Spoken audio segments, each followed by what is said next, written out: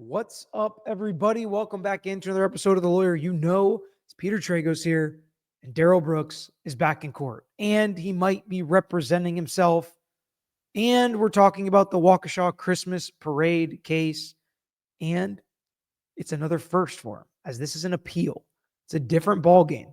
Same judge, same prosecutors, at least some of them over there, different defense attorney, same Darrell Brooks. How's he acting? Has he learned anything? Is he going to change his ways? Why does he want to represent himself in the appeal? What challenges lie ahead? And there's just so much good information from this appellate attorney that makes you think, why are you doing this? Why are you doing this? And it's just another example of something that you just can't understand. But it sure is interesting to watch. So let's cue up the hearing and watch it together here. Make sure you guys hit the like button. Let's get into it.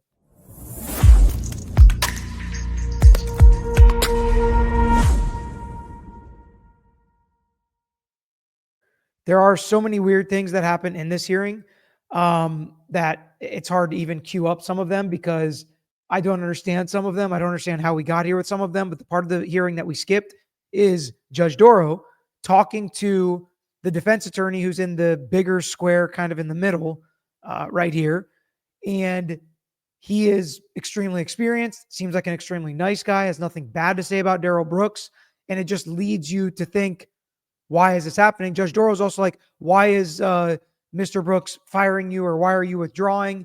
He's very careful not to get into attorney-client privilege information, handling everything from my perspective perfectly as a defense attorney in this situation, wanting to do everything he can to help Darrell Brooks. We'll hear a little bit from him. We'll hear a lot from the judge. We'll hear a lot from Darrell Brooks, not a ton from the prosecutor.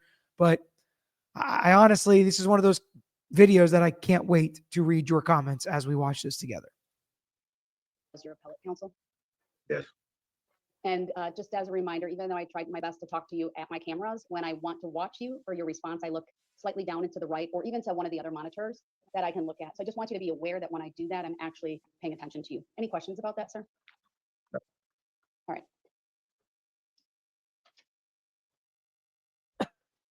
Do you want to have Attorney Covey withdraw and act as your own attorney, sir? At this time, yes. The Public Defender's Office sent to this court a letter dated February 26th of 2025. It is front and back. I think the actual filing had some additional information on the third page, but that had more to do with who was copied on the letter versus the crux of the letter. But did you receive a copy of that, sir? From what was the date? February 26th of 2025. I don't believe I received that. Mr. Brooks, would it be helpful if at this point I switch to a single camera when I'm talking directly with you instead of having the multi-camera view? I can see you just fine. Okay, great. So I'm just going to read the letter into the record, sir. It's important. So far, so good as far as Brooks being respectful, even if we don't agree with his decision to represent himself. And it's just going to get worse and worse as the hearing goes on and more obvious to most people that this is not what you should do. But at the same time, he's not presumed innocent at this point. He's been convicted of heinous crimes. It's like some people just dig themselves their own grave, dig deeper, double down when they shouldn't, continue to make the same mistakes. And bad decision-making is how you end up in situations like where Darrell Brooks is. So it's like we really can't be that surprised at this point. It is from Kelsey Loshaw, the Regional Attorney Manager from the Madison Appellate Office. Does that ring a bell at all? I think from previous letters it might yet. Well, this one is specific because it was filed after the motion to withdraw was filed, and there's a requirement in Wisconsin Statute 809.30 that the Public Defender's Office advise the court of certain information. Does that help ring a bell, sir? No. All right, then bear with me. I will read the letter. It says, "Dear Clerk, in accordance with Wisconsin Statute Rule Section 809.30 sub 4 sub B, I'm writing in response to the motion to withdraw filed by the SPD appointed appellate attorney Michael Covey. The rule requires the SPD to determine whether successor counsel will be appointed and notify the court of the determination. I ask that you pass this on to the judge assigned to the case because the judge is required by Rule 809.30 sub 4 sub C to consider the SPD's response prior to ruling on the motion. The state public defender informs the court and Mr. Brooks if the motion to withdraw Mr. Brooks directed Attorney Covey to file is granted, Mr. Brooks will be waiving his right to public defender representation and no new or successor public defender attorney will be appointed." Sir, have you heard? So, in case anybody's not picking up what that letter says, if you get rid of this attorney that has been appointed and being paid for by the state, not out of your pocket, we will not give you another one. You are, in essence, waiving your right to counsel, period. You cannot change your mind. Seems unfair to some people. I get it. But at a certain point, you have to say, dude, this is a bad decision, and do everything you can.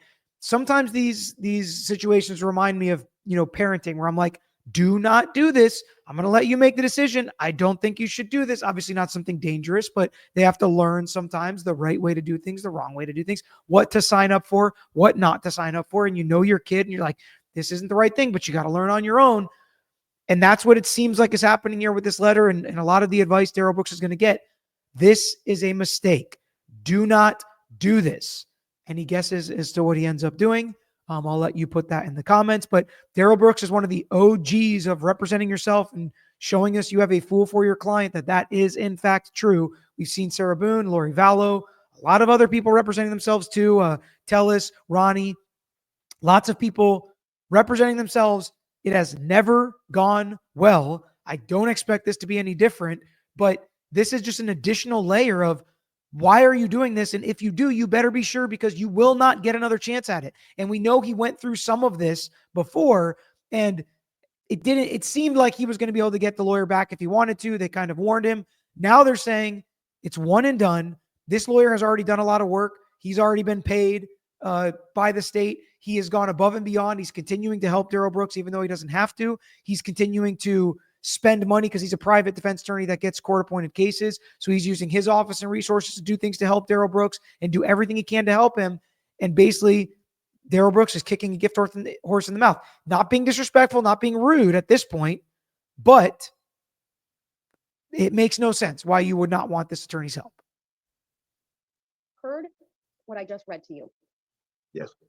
Are you aware of the risk you take as it relates to to a public defender appointed appellate attorney if this court grants the motion to withdraw? Yes. Do you have any questions for me about that? No. The letter goes on. An indigent person's right to an appointed attorney for appeal does not encompass a right to an attorney of choice or to successive appointments. State v. Evans, 2004, Wisconsin 84, 273, Wisconsin 2nd 192, paragraph 30. If a defendant decides he no longer wants to be represented by an appointed attorney, he has the choice of terminating counsel's representation and proceeding pro se, or with retained counsel. Id at paragraph 31. If a defendant elects to discharge. So also, if you fire a lawyer at this point and you hire your own, which is totally fine and can be a good idea if you have the money or the backing or somebody's going to pay for it for you, you will not get another public defender there either, is what it sounds like this letter is saying. His appointed attorney and proceed pro se. The defendant must be provided clear warnings regarding the dangers of self-representation before appellate counsel may withdraw. Id. Sir, did you hear me read the second paragraph of this letter? Yes. Do you understand it? Yeah. Do you have any questions? Another interesting part about this, and she references it multiple times, that we've done this before. I've put you through the colloquy. You understand the risks. You know what it's like to represent yourself in these situations. But she still does a very thorough colloquy that we're listening to about probably 70% of. And she does a great job here, but she does continue to reference, you understand this. I know your intelligence level. We've already seen it at trial, regardless of what, the commenters may think. He can read and write and understands what's going on around him, I guess. And so she keeps referencing that for the record here, so that if and when he represents himself, they did everything they could to warn him, and he made the decision that is his right to make. As an individual in the United States, as a citizen, if you don't trust anybody or you don't want anybody and you want to do it yourself, your life on the line, you're allowed to do that. You can be warned against it, but you are allowed to do that. Questions for me regarding that? No. The letter goes on to provide the legal framework for the court's responsibility in determining whether a defendant validly waives counsel on appeal. And I'm going to read that paragraph. It is a direct quote from a case, State v. Thornton, 2002, Wisconsin Appellate 294, also found at 259, Wisconsin 2nd 157. For your information, State versus Thornton is a Court of Appeals case that dealt with an issue for the first time in Wisconsin in a decision dealing with the court's responsibilities in determining the waiver by a defendant of counsel on appeal. And in that particular case, and this paragraph starts out by giving a little statement about the state's summary of the issues. The state offers the following synthesis of the foregoing decisions. Before a court may conclude that a criminal defendant has knowingly and voluntarily waived his or her right to counsel on direct appeal, it must satisfy itself that the defendant is aware, 1, of the Flores rights, parenthesis, to an appeal, to the assistance of counsel for the appeal, and to opt for a no merit report, parenthesis, 2, of the dangers and disadvantages of proceeding pro se, and 3, of the possibility that if appointed counsel is permitted to withdraw, successor counsel may not be appointed to represent the defendant in the appeal. The court went on, we agree with the state that ensuring a defendant has received and understands the listed information is both necessary and sufficient to support a determination that the defendant tendered waiver of counsel is knowing and voluntary. In that particular case, the issue or the procedural posture was that the appeal was already pending, and so the Court of Appeals had some further things to say about the communication. Also very different if the appeal is already pending, meaning the lawyer did all the hard work, basically. That's not the case here. There is no brief that's been done and filed. They're going to talk about an extension of time. Darrell Brooks is going to have to do everything soup to nuts on this appeal by himself alone, which is, it's one thing to get up in court and argue. Most people think they're good at arguing. A lot of people's parents told them, hey, you're going to be a lawyer because you argue all the time, or you're good at arguing. Very different in an appeal.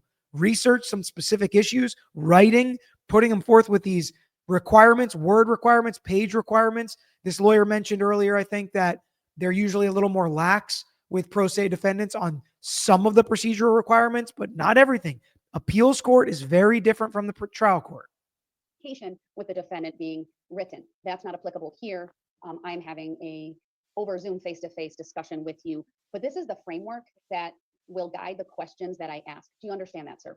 Yeah, I'm familiar with that case law as well. Thank you. Any questions for me thus far? No. All right. So I just want to confirm, sir, did you ask Attorney Covey to withdraw? Yes, Did he send you a copy of the motion to withdraw? yes, Have you reviewed it? yes, Do you have any questions about it? no, Do you take any issue or claim made by Attorney Covey in dispute? no, Did you at any point in time tell Attorney Covey you're fired? no. Judge, if I could just clarify something. The conversations I've had with Mr. Brooks in every instance, they were quite respectful. This is the defense attorney. I think this is the first time you guys are hearing from him. If you watch the entire hearing, the first 10 or 15 minutes, he talks a lot more. But he jumps in. He does not have to, but he jumps in to say, listen, and I think he does it because he knows the procedural history of this case and that maybe Darrell Brooks has not always been the most respectful guy, but he wanted to make sure the court knows at this point, Judge, nothing but cordial and respectful from Mr. Brooks. Clarify something. The conversations I've had with Mr. Brooks in every instance, they were quite respectful. There was no arguments. So when Mr. Brooks would ask me, when he asked me to withdraw, it was in a polite, respectful way as opposed to a "you're fired, get out." Great, thank you. I appreciate that clarification. I still wanted to ask from his perspective. All right. Any dispute with what Attorney Covey just said, Mr. Brooks? None whatsoever. All right. Why do you want Attorney Covey to withdraw? Judge, if I may, Mr. Brooks, this question could call into some privileged information. You have every right to answer the question. You and I have had lengthy conversations about the substance of particular issues that I have looked at and my conclusions on those issues. I don't think it would be to your advantage to go in that direction. You can definitely answer the judge's questions, but I would just be guarded as to going to the substance of any legal research that I may have done, that I did do.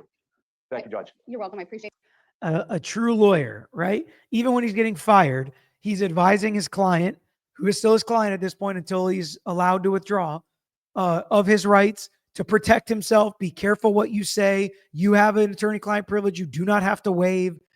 And this is what Darrell Brooks is losing. This is what he's saying. Thanks, but no thanks. that. I can ask it in a more general way. Mr. Brooks, again, understanding the caveat that your attorney has given you, how would you characterize in general terms the reason you want to proceed pro se? Is it a strategy disagreement, or do you simply just want to represent yourself pro se? I just want to represent myself. So let me ask you some real specific questions then about some access to research materials and other things. I believe these questions go to your understanding of the difficulties and disadvantages as a pro se appellate litigant. Most of the time, well, if you file in the Court of Appeals, it is a written process that may or may not include appellate arguments in front of the court. Do you understand that? Briefly, I understand the outline of what you're saying. Yeah. So you're prepared to follow the rules and procedure of appellate procedure and submit written submissions, whether it be to the trial court or to the appellate court related to your post-conviction and appellate rights. Yes. Do you have, or what access do you have to legal research at the institution at which you are currently serving your sentences? Honestly, not very much. It's very different. So it would. This is where we get into some of the strange stuff I didn't fully understand. Eventually, we got a little more information, but they're speaking vaguely about this facility he's in, as if some people don't know where he is. He's clearly not in Wisconsin. Why is it a secret? I don't really know, but some weird discussions happen now. But it would take some time, and maybe a few conversations can be had in that area. But I mean, I don't know if that answers your question. You've answered it. Thank you. Do you understand that could lead to further delays in your appeal or post-conviction motion? Yeah, I do understand that. I kind of anticipate that with where I'm housed. It's like I said, it's a lot different. Things are done totally different here. So I'm aware that that could pose some issues. You don't dispute that you're no longer in Wisconsin serving your sentences, correct? I'm sorry, can you repeat that? You agree, I earlier said you're no longer in Wisconsin serving your sentences. That's true. I would rather not say. Judge, I can. And he loves a good mystery. Darrell Brooks loves to act like he knows something that everybody else doesn't. Yeah, it seems like the happiest part of the hearing for him. Judge Doro does not seem happy about it. She's about to tell you why, and about how this isn't how it flies here from her perspective. The defense lawyer does pipe in again, trying to be respectful and trying to keep everything calm. I can verify that he's no longer in Wisconsin. The Department of Corrections had requested me personally not to disclose his location. Of course, it's up to the court. So the DOC, the jail, has requested that this defense lawyer not disclose Darrell Brooks' location. And the judge is going to be like, why in the world would I not be allowed to know his location? If they want to seal it or make it not public, fine. But why could I not know? She doesn't like that. And she took it a few steps further on her own. Sure, at some point it's going to get out. But I just had a Let conversation. me answer that for a second because Sure. we can take a brief segue. Sure. I am treating Mr. Brooks no differently than I would treat any individual who's serving a sentence in the state of Wisconsin. I repeatedly asked the Department of Corrections for information where he was at. I'm a separate but equal branch of government, and they thwarted my efforts. I was only told he's in South Dakota and given email addresses for individuals that we could have contact. I need to be able, as the court, to send communication to him directly. That would be no different for any other inmate in the state of Wisconsin, whether they have an attorney or not. So today I directed my clerk to send an email to South Dakota and ask them for the information. It was provided and it is on CCAP. I have received no request to seal an address. I have received no legal authority from anyone and no request. And so I'm treating Mr. Brooks the same that I would treat any individual. And that She's like, nah, we're not playing that game. My clerk got the information. He's in South Dakota. I know exactly where he is. It's public. Nobody told me that I don't have to, or that I have to seal it. So let's just throw away the charade here. Okay. And she just cuts through it, but you could tell she was annoyed. I'm a separate but equal entity. information is now on CCAP. Thank you, Judge. Mr. Brooks, do you believe that despite some of the challenges that you described or at least stated about access to resources? Also, it seems like a much worse facility for somebody to represent themselves pro se. Will that change Darrell Brooks' mind? Research that you'll be able to overcome that if you are representing yourself? I mean, like I said, it's going to be difficult, but there are conversations that I'm sure can be had to aid me along the way. But I mean, I have to be honest and say that it will be very difficult.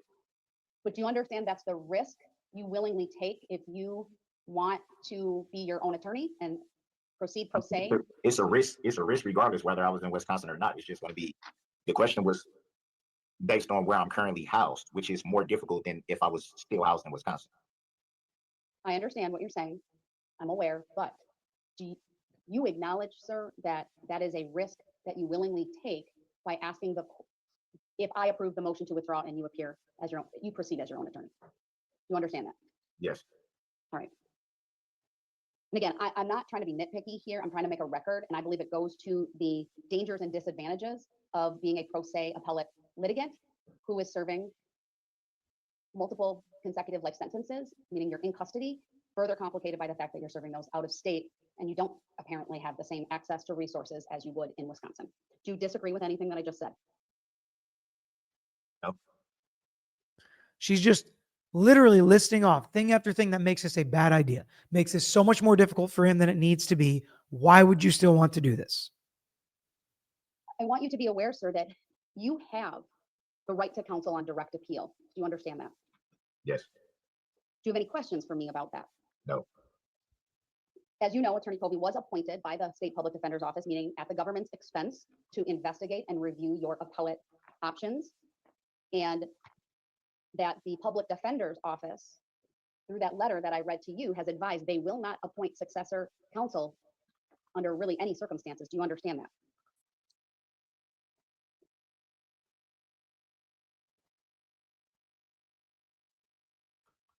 You want me to restate that? No, I say yes. Oh, I'm sorry, I didn't hear you. You covered your mouth, so I couldn't even see your mouth moving. All right, you understand that, sir? Yes. Do you have any questions about that for me, sir? No. The right to counsel in this circumstance, and I'm referring to not only 809.30, but the Wisconsin Constitution, Article 1, Section 21, includes the right to a direct appeal, the right to assistance of counsel for the appeal, and includes such thing as the right to opt for a no merit report and abandon an appeal, essentially. Do you understand all of those things? Yes. Yes. Thank you. The right to counsel, however, does not include the right to appointed counsel of your choosing. Do you understand that? Yes. It also does not include the right to insist that your appellate attorney pursue issues which he in his professional judgment choose not to advance. Do you understand that? Yes. In other words, if the only dispute, let's say, is over strategy and you change your mind later on, that's in that circumstance, the SPD will likely not reappoint. I mean, they've said that in their letter. You can change your mind, you can have remorse, regret, you could try to find your own retained attorney, and if that doesn't work out, that once this court grants the motion to withdraw, they will not appoint successor counsel. Do you understand that?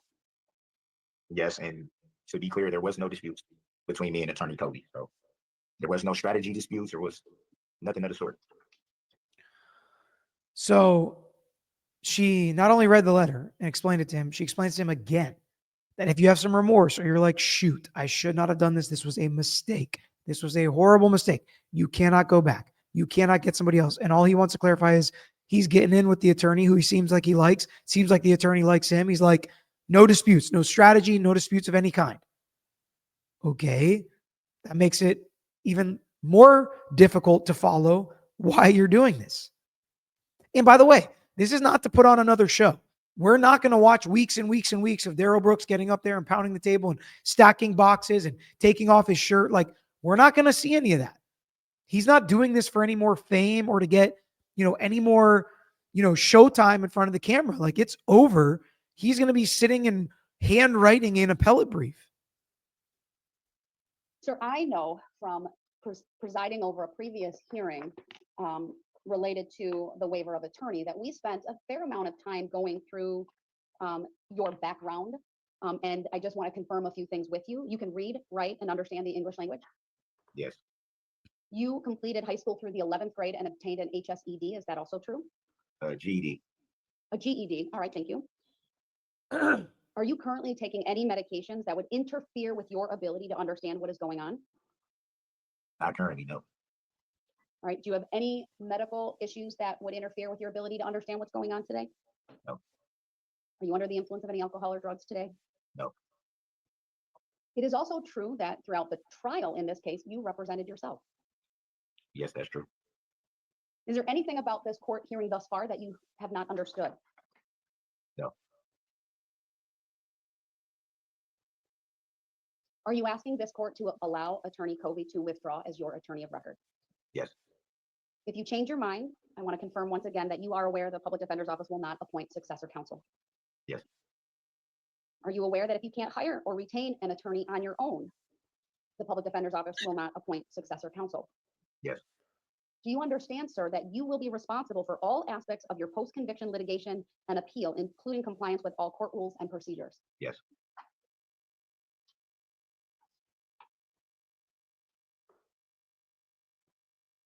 Anyone make any threats or force you in any way to waive your right to an attorney in this case? No.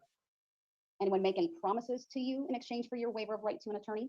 No. Do you believe you're making the decision to waive your right to an attorney freely, voluntarily, and intelligently? Yes. Do you need any more time to talk to Attorney Covey regarding your request that he withdraw? No.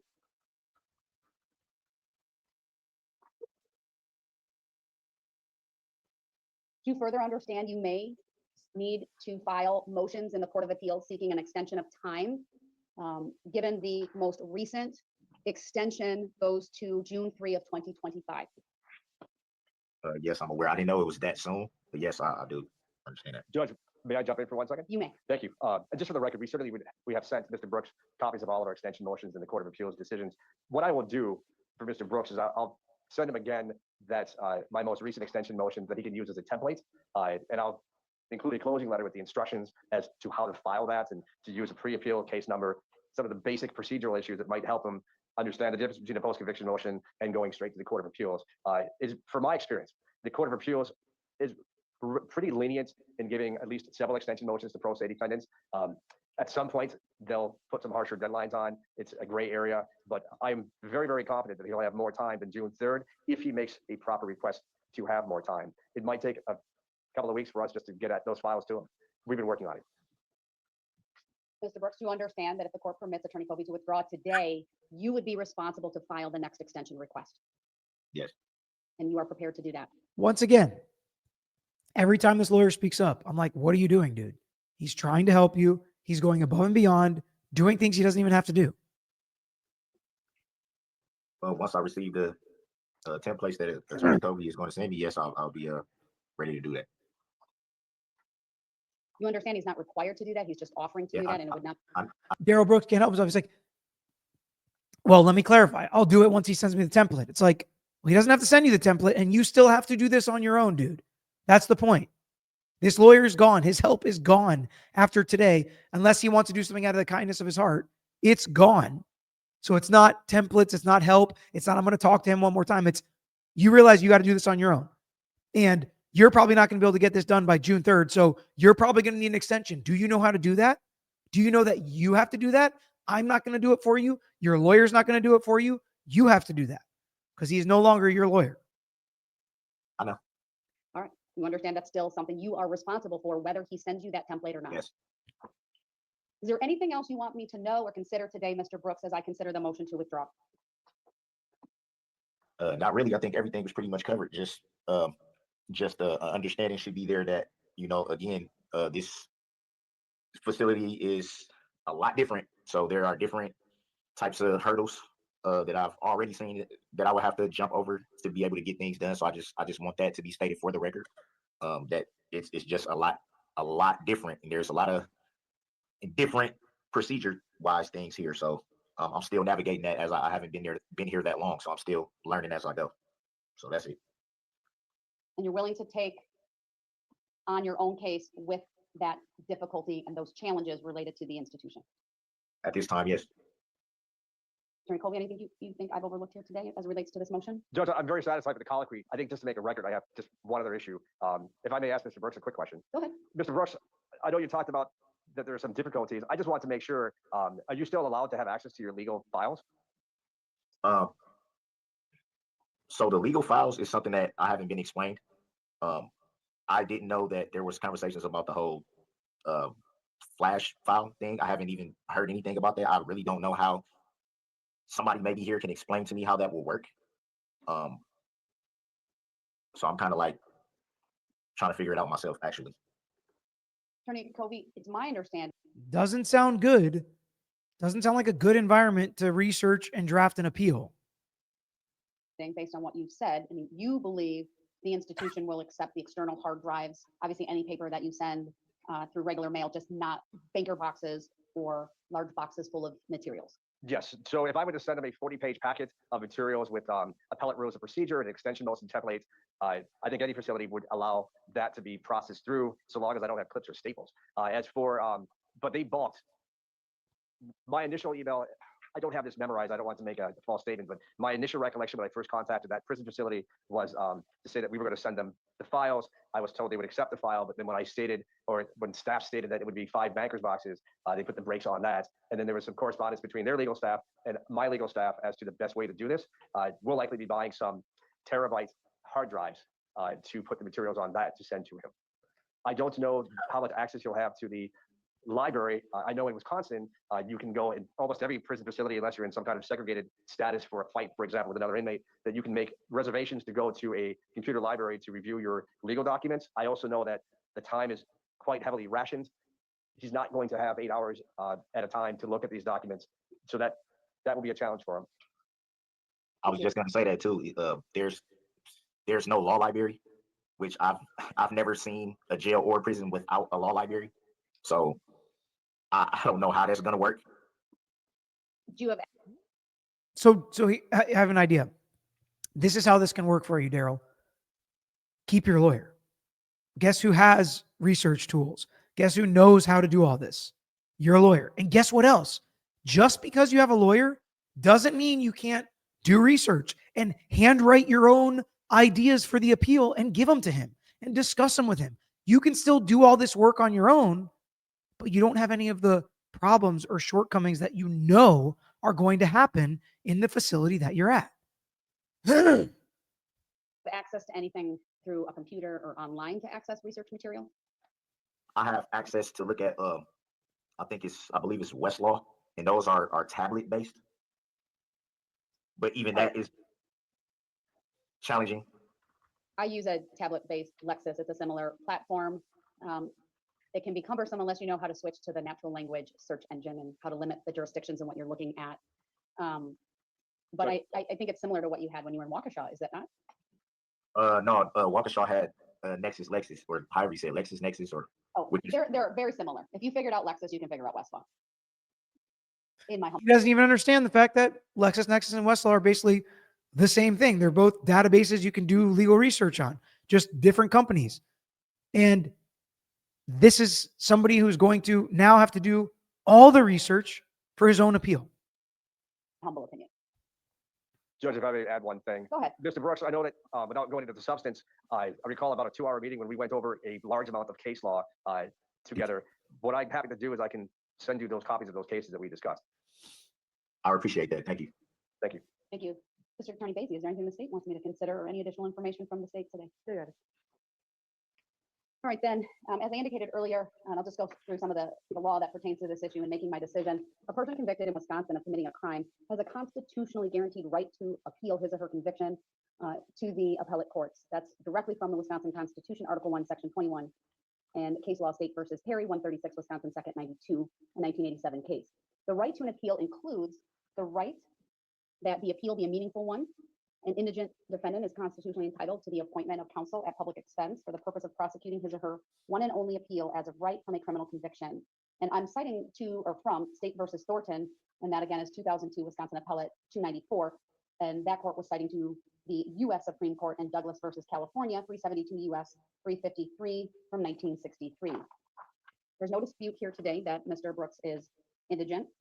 This court has noted previously, I've dealt with this issue with Mr. Brooks previously prior to trial, but a criminal defendant may waive his or her right to counsel in criminal trial court proceedings, provided the record reflects that the waiver is knowingly, intelligently, and voluntarily made, and that the defendant is competent to proceed pro se. That's a citation to State versus Klessig.